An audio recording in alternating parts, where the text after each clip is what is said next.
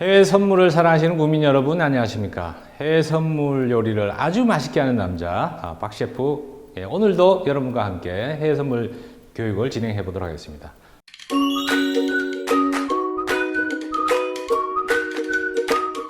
자, 우리가 시세를 분석하는 방법에는 두 가지 방법이 있습니다. 첫 번째 기본적 분석, 그리고 기술적 분석. 자, 글씨가 영 엉망이네요. 자, 오늘은 일단 기본적 분석부터 먼저 설명을 드릴 건데, 기본적 분석이라고 하면 주식 같은 경우에 그 회사의 본질 가치라고 할 수가 있죠. 그 회사의 자산이 얼마냐, 그리고 수익이 얼마냐, 뭐 주당 자산 가치, 주당 순이익, 뭐 이런 부분들이 기본적 분석이라고 할 수가 있는데, 해외 선물에 있어서 기본적 분석이라고 하면은 지수라든가 통화, 그리고 에너지, 그리고 기금속, 여러 가지 상품들이 있는데 공통적인 부분들도 있지만 서로 특성별로 다르게 분석해야 되는 부분들도 좀 있습니다. 먼저 통화 상품에 대해서 얘기를 해본다라고 하면은, 우리가 금리는 사실 통화에만 해당이 되는 게 아니고 주가 지수를 움직이는데도 굉장히 큰 역할을 한다고 할 수가 있죠. 원래 환율을 분석할 때 이 금리 분석이라고 어떻게 보면은 할 수가 있어요.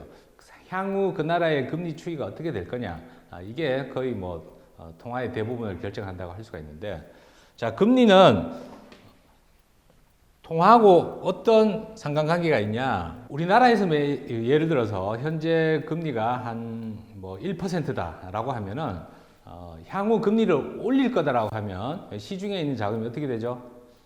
은행으로 들어가죠. 그러면 주식 시장에 미치는 영향은 어떻게 될까요? 통상 주가는 떨어진다고 보죠. 왜냐? 투자해야 될 자금이 오히려 은행으로 들어가기 때문에 금리의 인상은 주식시장에서는 악재 요인이다라고 볼 수가 있죠. 그래서 작년에 미국에서 그 금리를 올리려다가 오히려 떨어뜨렸는데, 2018년 말쯤에 본격적으로 금리 인상을 더 추가적으로 하려고 하니까 주가가 막 급락했습니다. 자, 이렇게 되니까 트럼프 대통령이 난리를 쳤죠. 주가 떨어진다고 빨리 금리 내리라고. 그래서 FOMC에서 마지못해 버티다가 동결하기로 했다가 2019년도에 초반부터 다시 오히려 금리를 인하하기 시작하면서 이렇게 주가가 올라가는 현상이 나타났죠. 자, 통상적으로는 이렇게 금리를 인상할 때 주가는 반대로 이렇게 떨어집니다. 반대로 금리를 인하할 때 주가는 이렇게 올라가죠. 경제 상황에 따라 가지고 틀릴 수가 있는데, 우리가 호경기일 때는 주가가 이렇게 올라가죠. 올라가는데 중간에 금리 인상합니다라고 하면 또 떨어지죠. 자, 그리고 다시 또 올라갑니다. 주가가 또 금리 인상합니다. 또 떨어지죠. 또 다시 또 주가 올라가고, 이런 식으로 경기가 좋은 상태에서 시중의 자금을 통제하기 위해 가지고 금리를 올릴 때는 주가에 크게 영향을 주지 않고 오히려 그 경기 활성화의 그 한 부분이라고 보고 같이 금리하고 주가하고 같이 올라가는 경우도 있습니다. 이게 미국 시장에 대비를 해본다라고 하면 한 2017년부터 한 18년까지, 정확히는 한 2016년 정도 되는 것 같아요. 그때 주가가 이렇게 올라가면서 금리도 같이 인상이 됐던 시기가 있었습니다. 통화하고는 어떤 상관관계이냐? 자, 미국 달러라고 생각을 해보면, 원래는 금리를 인상을 하면 어떻게 됩니까? 외국에 있는 자금들이 미국에서 만일 금리를 인상했다. 그러면 각 나라에서 미국에다가 예금을 하면 이자를 많이 주죠. 그러니까 당연히 미국으로 돈이 몰릴 수밖에 없죠. 이게 미국이 아니라 한국이라도 마찬가지입니다. 자, 우리가 금리를 인상했다. 다른 나라보다 훨씬 더 금리가 높다. 예금을 하는 게 훨씬 이자를 많이 주면 당연히 미국에 있는 돈을 빼가지고 한국에다가 예금시킬 가능성이 높아지죠. 금리가 인상이 되면 그 나라의 통화가 강세를 띱니다. 강세를 띈다는 얘기는 가치가 올라간다는 얘기입니다. 자, 가치 상승. 자, 이렇게 이해하시면 됩니다. 기본적 분석 대부분이 금리 하나로 끝났다라고 할 수가 있는데 나머지 부분들 굉장히 많은 경제 지표들이 있죠. 전부 다 이 금리에 영향을 주는 요소이기 때문에 반응한다라고 볼 수가 있어요. 예를 들어서 무역 수지.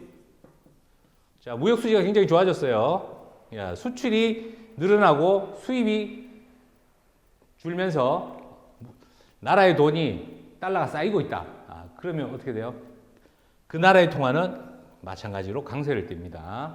자, 산업 생산, 소매 판매. 자, 대부분의 경제 지표들이 수치가 올라가면 그 나라 경제가 좋아지는 거라고 볼 수가 있죠. 딱 한 가지 수치가 올라갔을 때 나쁜 게 있습니다. 뭐 실업률. 실업률 수치가 올라가면 나쁜 거죠. 그죠? 반대로 고용 지표는 뭡니까? 고용 지표. 고용 지표는 말 그대로 취업자의 숫자입니다. 미국의 비노 고용 지표가 굉장히 중요한 거는 실업률하고 비노 고용 지표를 같이 발표합니다. 자, 비노 고용 지표. 농업에 종사하지 않는 사람들의 고용자 숫자입니다. 비노 고용 지표. 자, 농업을 뺀 나머지 산업에 종사하는 사람들의 일자리 숫자라고 볼 수가 있어요. 자, 일자리 숫자가 늘어났다. 이건 좋은 거죠. 실업률이 늘어났다. 이건 나쁜 거죠. 이건 좋은 거고. 그래서 실업률이 늘어났을 때는 그 나라 통화라든가 주가가 떨어지는 거고, 취업자 숫자가 늘어났을 때는 그 나라 통화라든가 주가가 올라가는 겁니다. 자, 이 실업률 하나만 빼고는 대부분의 뭐 소매 판매, 무역 수지, 그 주택 판매 건수 굉장히 많은 지표들이 있는데 또 하나 있네요. 신규 실업 수당 청구 건수. 자, 미국 같은 경우에 목요일마다 신규 실업 수당 청구 건수를 주간 지표를 발표를 합니다.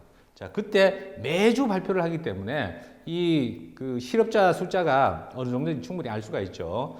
마찬가지 신규 실업 수당 청구 건수는 실업률하고 같이 따라가는 거라고 볼 수가 있죠. 그래서 실업수당, 실업에 관련된 이런 숫자들이 높아지는 것 빼고는 대부분의 경제 지표들은 높아질수록 좋은 역할을 한다. 주가에도 좋고 그 나라 통화에도 강세를 띠는 요인이 될 수 있다. 이렇게 볼 수가 있죠. 아주 간단하게 설명드릴 수 있죠. 잠깐 우리가 이제 경제 지표를 그러면 어디서 보느냐? 이걸 또 알아야 되겠죠. 자, 사이트를 열어서 잠깐 보도록 하겠습니다.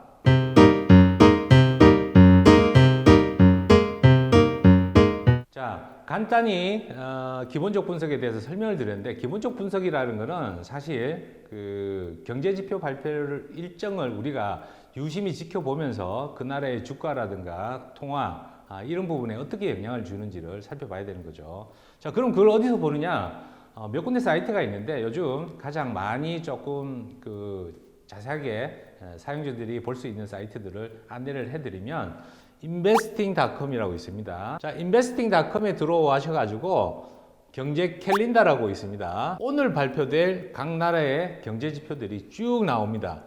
자, 제가 금방 설명드렸듯이 대부분의 경제 지표는 실업률, 신규 실업수당 청구 건수 빼고는 숫자가 올라가서 나오면 좋은 거다라고 말씀드렸죠.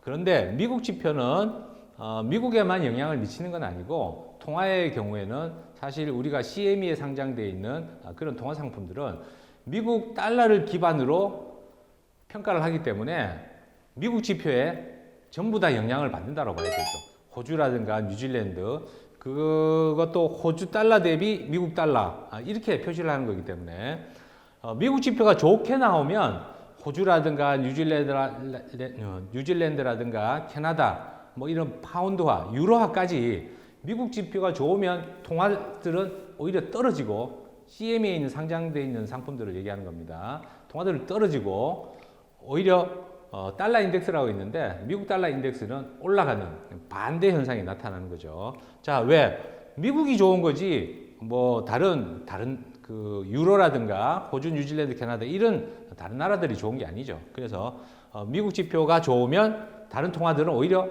떨어진다. 이렇게 이해를 하시면 됩니다. 자, 예를 들어서 호주 지표가 있어요. AUD라고 되는 거 호주 지표인데 호주의 지표가 좋다. 그러면 호주 지표가 좋으면 다른 데는 영향을 안 주고 호주 달러만 상승합니다. 자, 그렇게 이해를 하시면 되고요. 오늘 보니까 호주의 금리 발표가 있네요. 만일 호주 달러가 금리를 인상했다. 그러면 호주 달러가 급등하는 거죠. 자, 아시겠죠? 각 나라별로 표시되는 그런 경제 지표들을 쭉 영국 파운드화도 있고 쭉 다 경제 캘린더에서 찾아볼 수가 있기 때문에 여기서 유심히 보시면 되고 오늘도 보니까 원유 재고 발표가 있네요. 보니까 자 에너지 관련된 이런 상품들은 금리라든가 이런 경제 지표에 영향을 받지만 그렇게 크게 받지는 않습니다. 미국 달러가 막 크게 움직여도 크루드 오일이 그렇게 많이 안 움직인다는 거죠. 하지만 골드, 금은 미국 달러에 굉장히 크게 영향을 받습니다. 미국 지표가 좋으면 금은 어떻게 될까요? 미국이 좋으면 미국 달러가 강세죠. 그러면 골드는 반대로 떨어집니다. 반대로 미국 지표가 굉장히 안 좋다. 그러면 미국 달러가 떨어지죠. 그럼 골드는 반대로 올라갑니다.